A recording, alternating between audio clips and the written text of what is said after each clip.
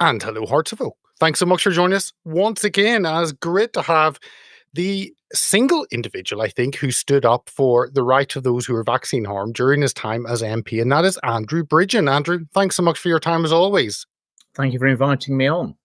Always good to have you on. Lots to discuss, and obviously people can find you. A Bridgen is your X handle. Make sure and follow them for maybe US viewers who possibly are not as aware. Make sure and jump on and follow what Andrew is putting out. And literally, he put his career on the line. Was thrown out of Parliament in effect in some dubious polling, but that's a whole other issue. We'll not get into that. But let's bring up the first, which is this is RFK.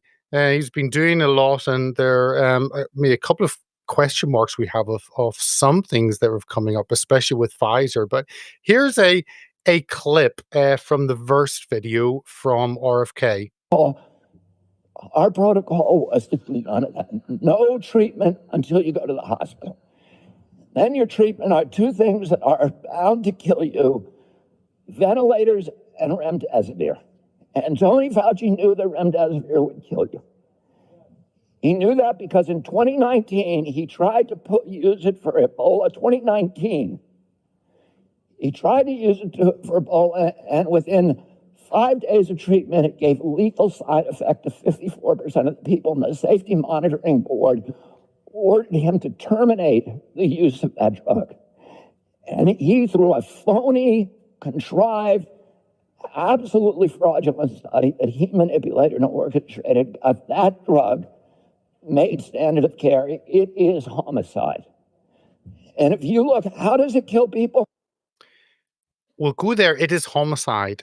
Very hard hitting. And you had posted on this video, midazolam was the UK's remdesivir, and you talked about how that was respiratory suppressant.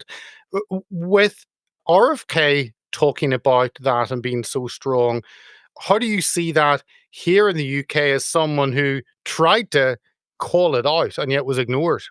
Well, there were at least a few MPs, apart from ourselves, willing to raise some concerns around the vaccines, but nobody else was willing to talk about NICE guideline 163.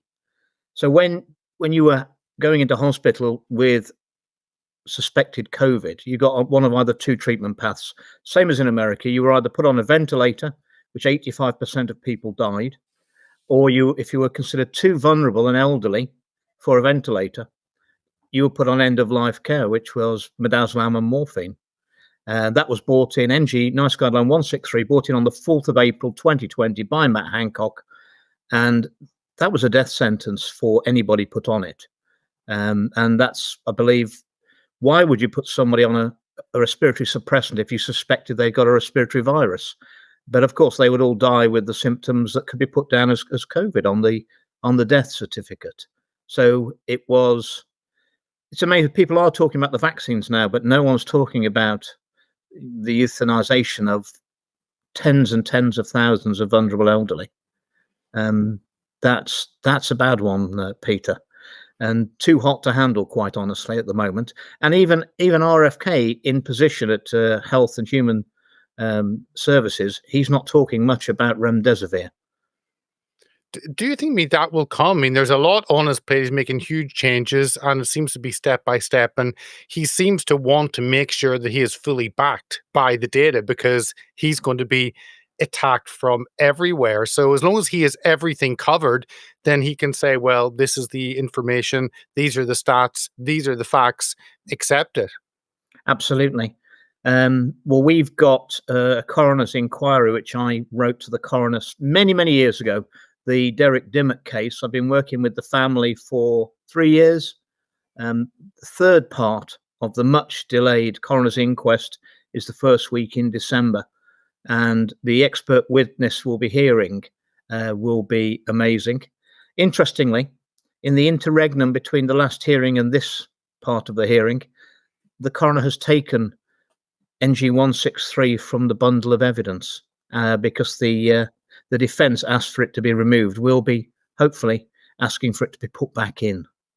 because that's what Derek Dimmock was treated as, NG163. And interestingly, the chair of the hospice where Derek Dimmock, I believe, was euthanized, he was at NICE when they brought in NG163 and resigned a week later.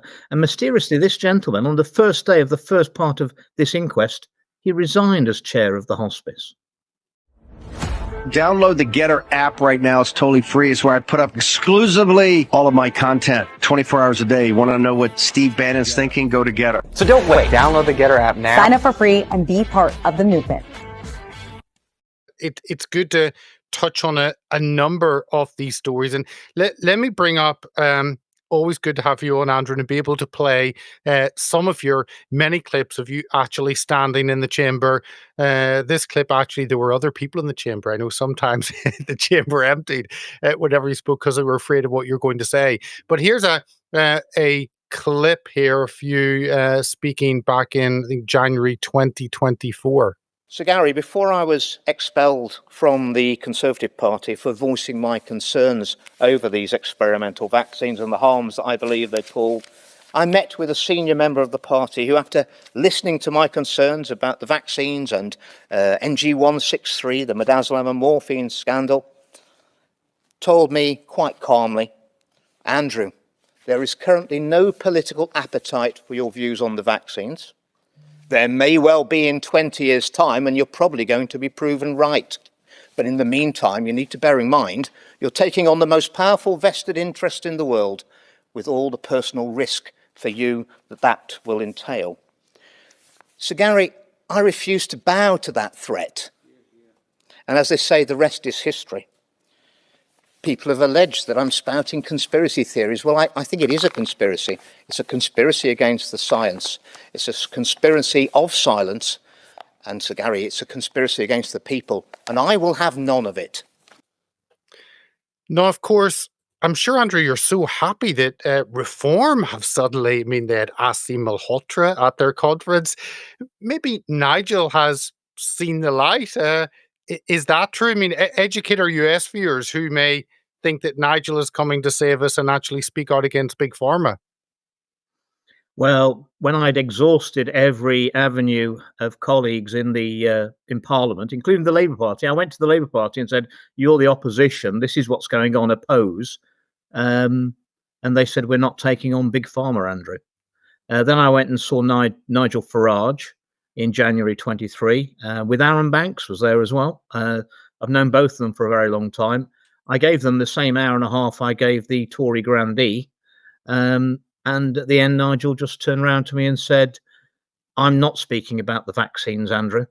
And if you know what's good for you, you won't either." And he's basically repeating the threat that had already been given to me. And bear in mind, Peter, I was asking him to stand with me to stop the government from vaccinating healthy infants and babies down to the age of 6 months. Something in the end, which I was able to do on my own. But I only needed 2 colleagues with me, and they wouldn't have been able to move against me and expel me.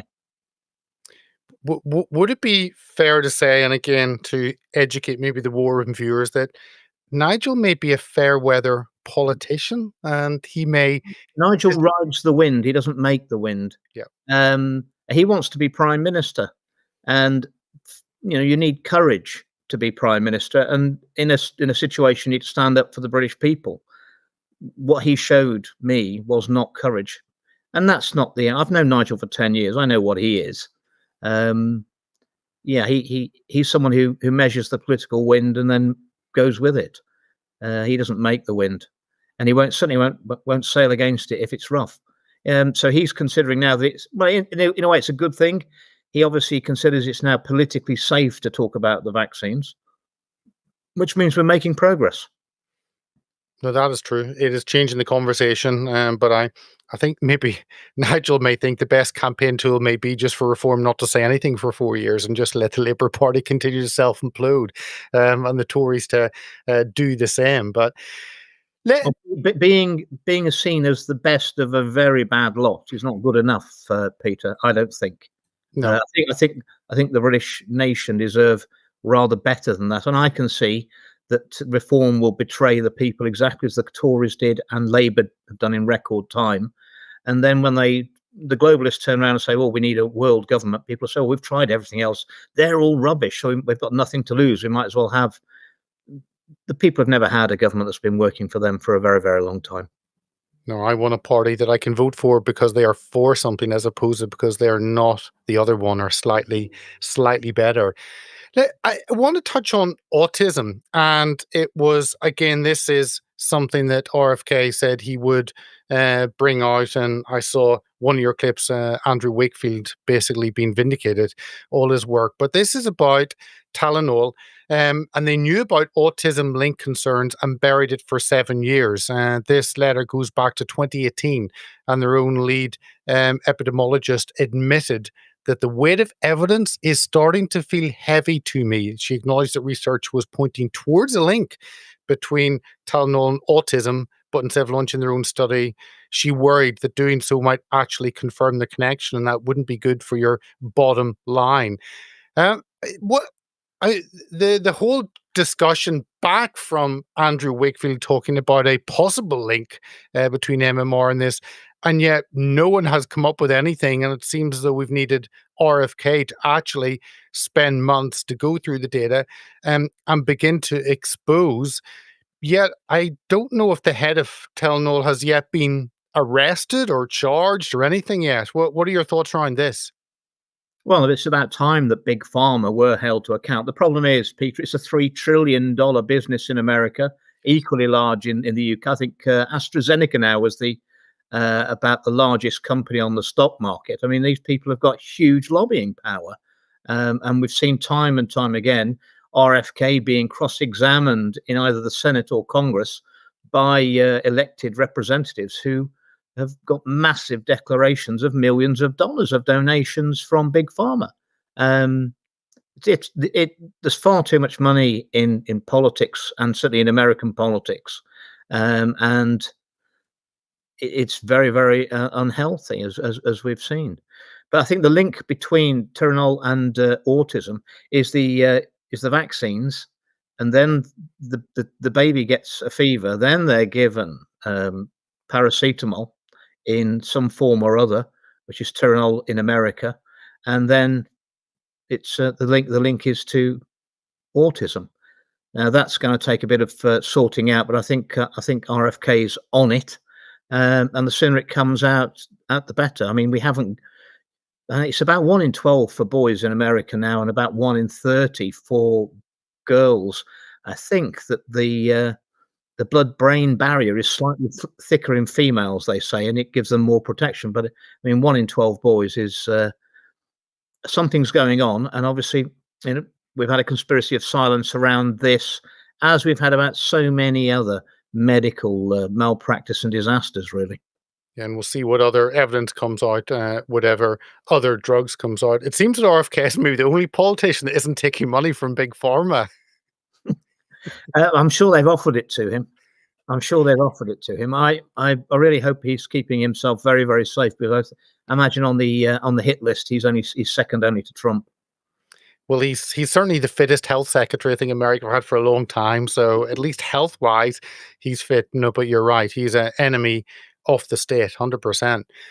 Can I jump onto something completely? Oh no, he's an enemy of the deep state. Enemy of the deep state, which is very deep, which is the best place to be. 100%.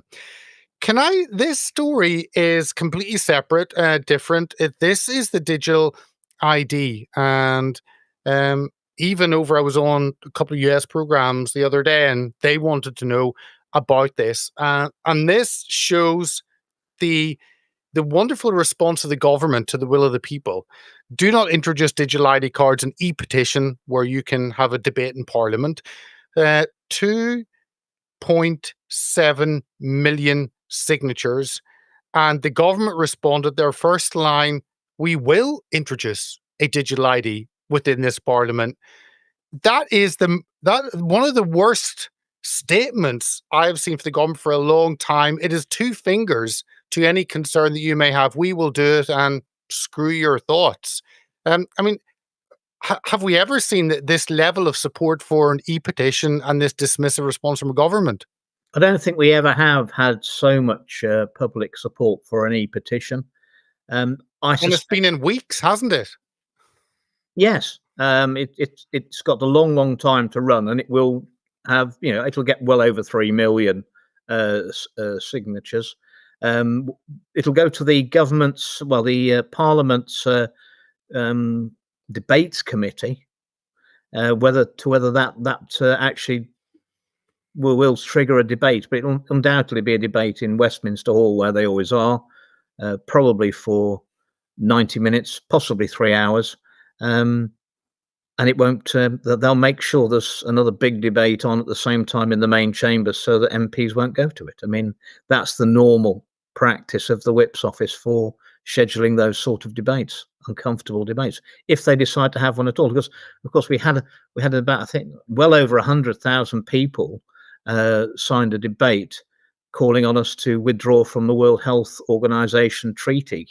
But in its wisdom, the debate committee decided that wasn't a question they wanted to put to the House of Commons, although the public had the support. So it's not guaranteed. They'll consider it for a debate. That's very nice of them. I don't think you've never had a government more out of step with the public. And for me, Peter, this looks like a government that's not really bothered about where it's polling. And that suggests to me they're not banking on having an election anytime soon, if at all. And I would share with you something. I have a confession to make. I do actually have a friend who's a Labour MP, and he's I've known him for 15 years, and then obviously not political allies, but I mean, as a human being, he's just misguided. He isn't, in his heart of hearts, he's not that bad. And I asked him, what's going on. And he said they're all out at the next election. He's a 5-term MP, and he said it's over already. There's no way back. He said some of the newly elected MPs think they might be able to pull it back, but he said they're deluded. And I said, well, look at what you've been voting for. You voted to take the old age pensioners' winter fuel allowance off them. You've drastically cut the benefits to severely disabled people. I mean, as if that's going to make them be able to work, because you've cut their benefits if they're severely disabled. And I hope you didn't vote for that appalling, decriminalisation of abortion up to birth, something which probably less than 3% of the wider population would vote for. And he said he didn't know. I said, what do you mean you don't know? He said, it's that bad, Andrew, that I sit in the tea room, wait for the bell to ring, go in, and wherever the Labour whips are, I just go and vote that way. And I don't look at the order paper, because if I don't know what we're voting for, I can sleep better. That's a 5-term MP. But I guess they've got 4 years of employment, and they'll do what they want.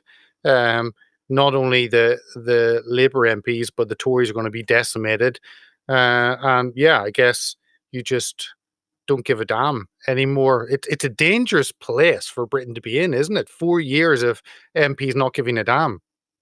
And just wanting a quiet life and vote with the government, because otherwise the whips cause you problems. Wow. Is this the first step, you think, towards a CCP style social credit system? Absolutely. Yeah. Well, they've got to get the digital ID in, and they're already now saying they're going to change the name from Brit card, and somebody pointed out to me that the Brit was not British; it was biometric registration, investigation, and tracking. Oh. That's what it stood for. Well, they're going to change the name, but it will be the same. And also, more insidiously, there's a child welfare bill they're bringing in, which will bring in digital ID for children. Of course, 18 years down the line, they're all in, aren't they? Yeah. Yep. So they can bring it in that way. They're also bringing it in. The Conservative government brought in something called One Login with and that's a digital ID. If you go through renting a house now, you have to go through a sort of digital ID system. They're going to collect all this data separately, so that people even say, no, I'm against digital ID, or I don't want it. But then they'll find out they'll be offered convenience or very inconvenient alternatives that effectively they'll have already done it 5 or 6 times, whether it's with the bank or some other institution that they've come into contact with, or government.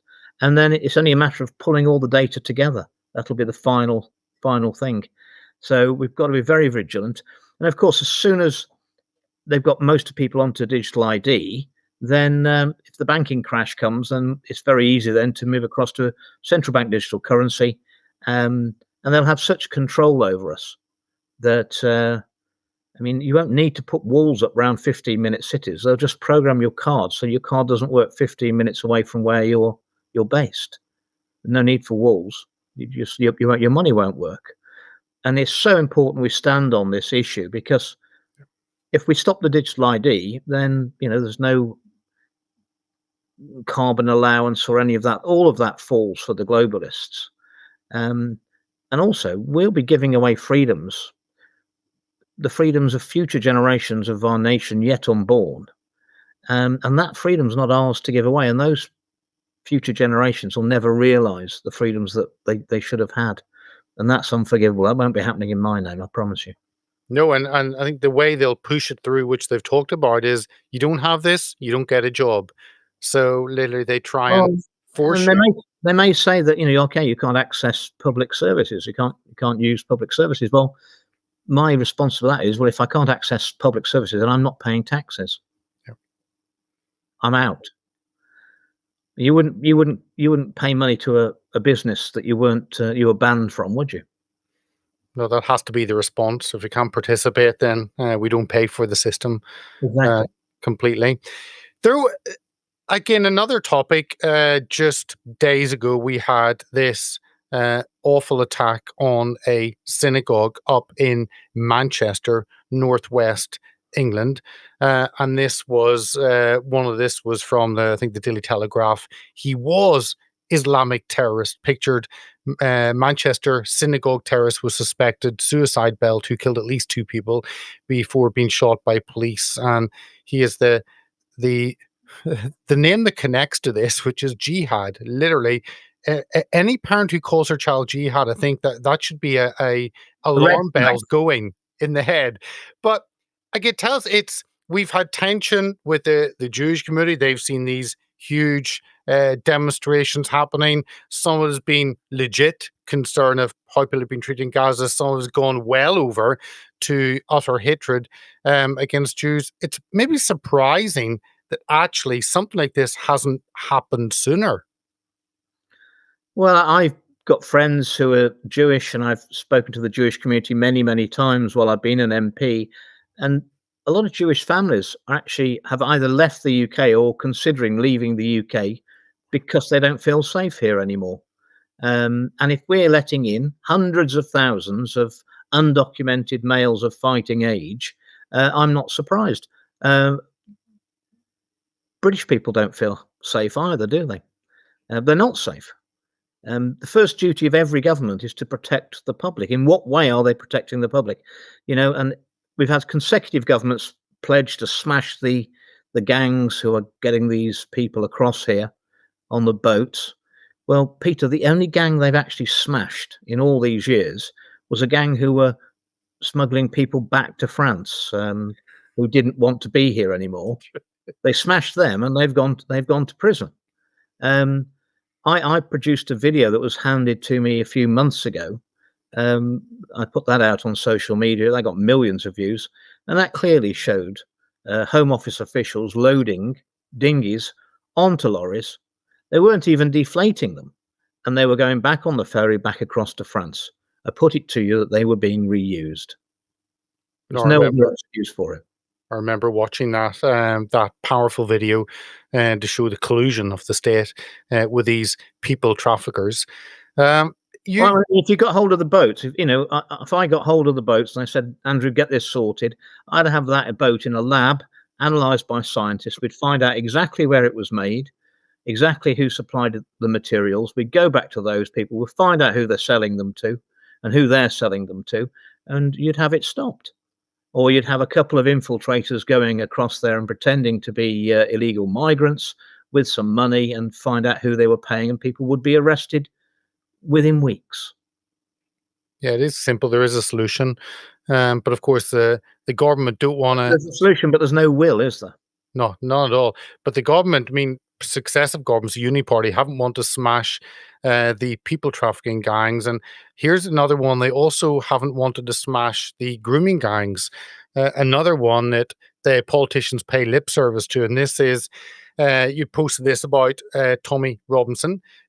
He is once again in court. This time he hasn't hit anyone. He just didn't want to give his phone up because he's a journalist, but he's been tried under terrorism charges.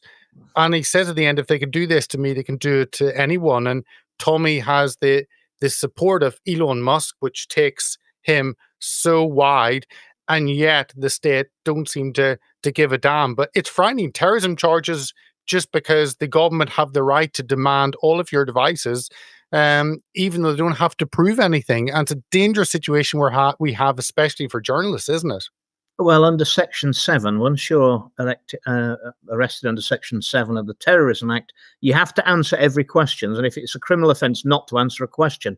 And when they asked Tommy for the codes for his mobile phone, as a journalist, which you would have had, well, my conversations with him would have been on there. And also lots of victims of the Muslim rape gangs, their identities, some that the state would have been aware of, others that they're not aware of, and everyone who's working on that. And journalists never have to release their sources. He protected those vulnerable people.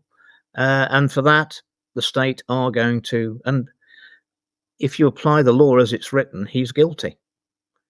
All he can plead is mitigation. And again, it'll be down to the judge. And I it'll be down to a judge. That's not a jury trial. It'll be down to a judge that's put there by the system. I can also tell you something that I was told from an insider in Parliament, and that is that Starmer's looking to get rid of jury trials completely, which will be the end of the British justice system, and it will be all down to his appointed judges, as we know, many of them who just happen to be chairman of the Fabian Society. Yes. Well, the pesky juries, Andrew, they're expensive and timely, and we could just do justice secretly behind closed doors with appointed judges. Makes much more sense for the deep state, doesn't it? No, they don't really want the public to have any cards at all in the game. They want to have all the cards, and they will have that if they get rid of jury trials. That will be the last bastion of English common law and Magna Carta. Yeah, no, it will be. Well, on Monday the 13th and Tuesday the 14th, Westminster Magistrates Court. I'll certainly be there on the Monday and aim to be there on the Tuesday. So I'm sure people will be recording that, filming it. Andrew, I know you've spoken at a number of Tommy's events, free speech events, and you've backed him also. And many other people. So yeah, do come if you can. Be there 13th and 14th of October and support Tommy. There's another couple of posts you put up on Pfizer, and it's this strange deal. Let me let me bring up, there's no point in playing the video. I'll bring up this. I think you had posted this, and it gives a little bit of information on here. It gives a little bit of information instead of just listening to the video. This is Nicholas Hulcher, great, with Peter MacCulloch Foundation. We had him a few weeks ago. I said, breaking: Pfizer strikes $70 billion deal with US to expand its disastrous mRNA empire, lower drug prices. And he says it gives Pfizer cover to expand its failed mRNA platform, sweeping a trail of death and destruction under the rug. Nicholas doesn't hold back. I love it. But this is really, and when you watch the video, which we won't, but there's Bobby Kennedy there on the left in the background. And I'm wondering, I'd love to know what's going through his head in that announcement. Is this simply about the bottom line for the taxpayer? Is that how the administration is? How do you... This has been one of the more curious stories, I think, from the administration. Well, I support the fact that the Americans have been paying 10 times the price for drugs that people have in Europe for some drugs. and that's not right. And the reason I think that the American public have been, or the taxpayers being fleeced, or the public being fleeced by Big Pharma, I mean, that just gives them, Big Pharma, more money to keep supporting, and that's a very, very generous phrase. Other people would say corrupting their politicians. So obviously, if Big Pharma have got less profit, they've got less money to lobby, and that's a good thing. But if you were going to choose a company to promote that, why would you choose Pfizer? And Robert Kennedy, there's a clip I put on later of just closing in on Robert Kennedy Jr.'s face during Trump's extolling the virtues of Albert Bourla and Pfizer, saying they're top people and done a great job. And the eyes tell it all. He knows. And we've put plenty of clips out where he's gone against Pfizer's record with the COVID jab, saying that they knew they were going to kill people and they put them out anyway. But Big Pharma have done that many, many times. People need to remember, you think that there's some sort of altruistic corporations there to look after us. The only fiduciary duty of Big Pharma is to make profit for their shareholders, not to provide you, me, or anybody else with safe and effective medicines. And of course, safe and effective was the marketing slogan for thalidomide. Wow. And if it is safe and effective, it doesn't do very good, because then there are no follow-on drugs. So, well, if it was safe and effective, you wouldn't need immunity from liability for the harms your products were doing, would you? Exactly. Let me play a little bit of one of those clips you put up of Bobby talking about Pfizer, because this is what he does truly believe. Here's a clip of him speaking. We've never seen these kind of adverse reactions. They were predictable, because if you look at the clinical trial data, even though they lied on the clinical trial data, Pfizer lied. We know that. There's no doubt about it. Maddie DeGarry is a good example. She was one of 1,100 children in the 11 to 15-year-old trial. So they're going to give this to 76 million children based on these tiny trials. And so any signal that you see in those trials, you have to assume is going to reverberate. You can extrapolate to the much larger group. Maddie DeGarry got a fever immediately after her vaccine, and she later gets seizures, and now she's in a wheelchair, apparently for life, and she's on a feeding tube. That's a fate worse than death. And it's to a cohort that has zero risk from dying of COVID. And if they give this to 76 million kids, they can expect that an injury like that will occur in 1 in every 1,100 kids. It's not guaranteed, but that's what Pfizer, when you do the clinical trial, that is how it works. You extrapolate any injury to the population as a whole. So that's 70,000 kids or something like that who could be injured in that terrible way. Kids who are at zero risk from COVID, plus the heart attacks we're seeing, the strokes we're seeing, the death rates from this vaccine there's been more deaths in 8 months than in all the billions of vaccines combined over the last 30 years from this. There have been more deaths over 8 months than all the other billions combined. That's well, also at that time, what we didn't know is that the vaccines that actually went in people's arms weren't the vaccines that got emergency approval and were trialed anyway. And batch 2 vaccines that actually went in arms to the public, looks like they're 5 times worse than the ones that were trialed. And I wouldn't have approved the ones that were trialed, because the serious adverse event rates were horrendous, at least 1 in 800 for the trials. Well, we've had vaccines pulled for 1 in 10,000 adverse event rates. We've had vaccines historically pulled for 1 in 100,000 serious adverse event rates. And I think that the actual COVID-19 vaccines that went in people's arms, I think the serious adverse event rate was probably around 1 in 120, and you were expected to take, 10? It's like playing Russian roulette. I think someone did put out, I did repost it last week, I think it was Peter McCullough, who's done brilliant work, that I'm afraid the only people taking taking the boosters now have got to have a mental illness. No, well, I think we're aware of that. I think it's fairly predictable what we're seeing.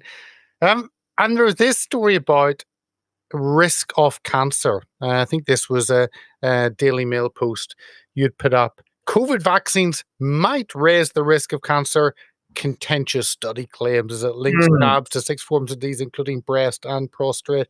You'd probably put too little, too late, or years later. Well, I'd actually spoken to all of the lobby journalists for the Daily Mail and the Mail on Sunday repeatedly about this issue of the vaccine harms, and in particular the cancer risk, and explained all the workings behind the DNA contamination, simian virus 40 promoter region linked to cancer that was undeclared in the Pfizer jab, and the disruption to the immune system, which is always going to make you more vulnerable to cancer. So all the measures from late 2022 until I was no longer in Parliament in summer of 24.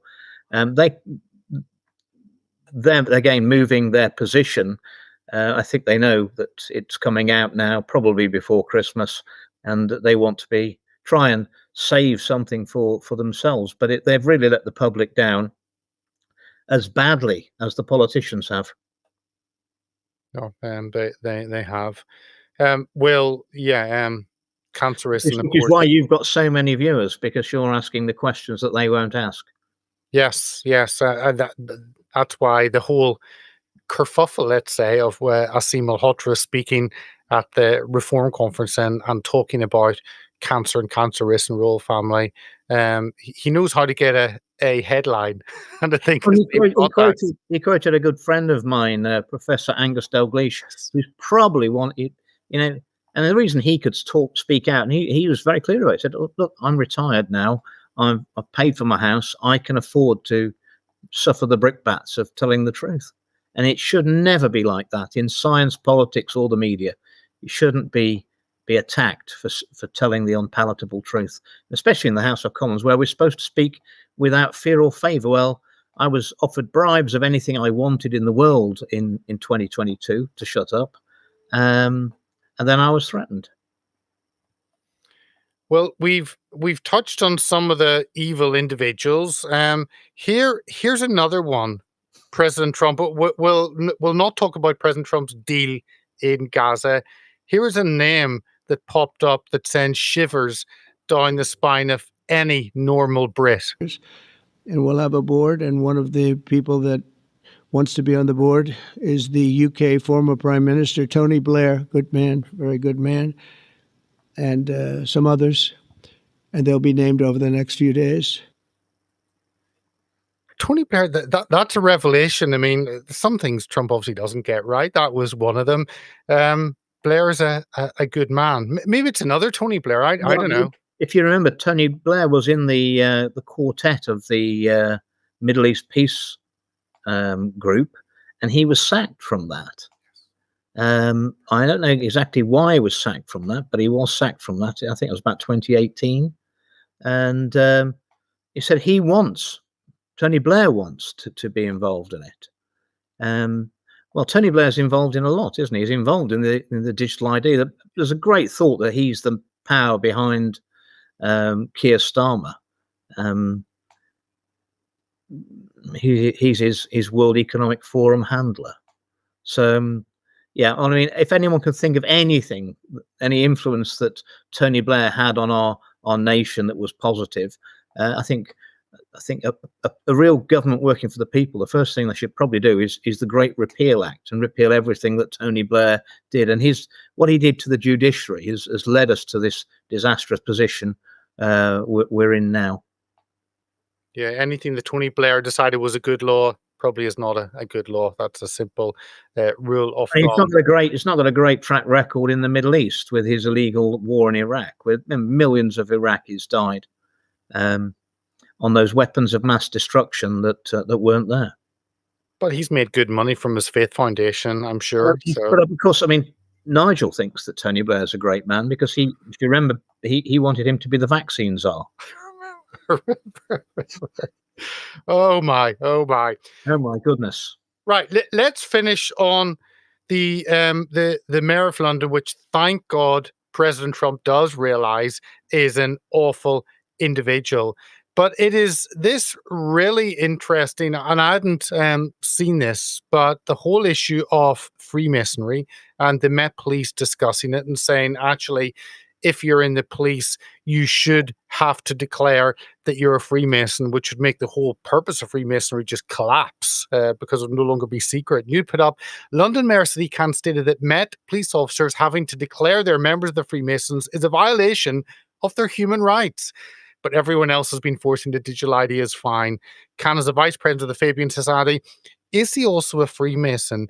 That is an interesting question, Andrew. I mean, surely the police should be open in terms of who their members are aligned with organization-wise. Unless, and why would Blair, I'm sure Blair's part of it as well. Why would Khan not want that? You're right, unless he's very much part of it. Yes, and it is insidious.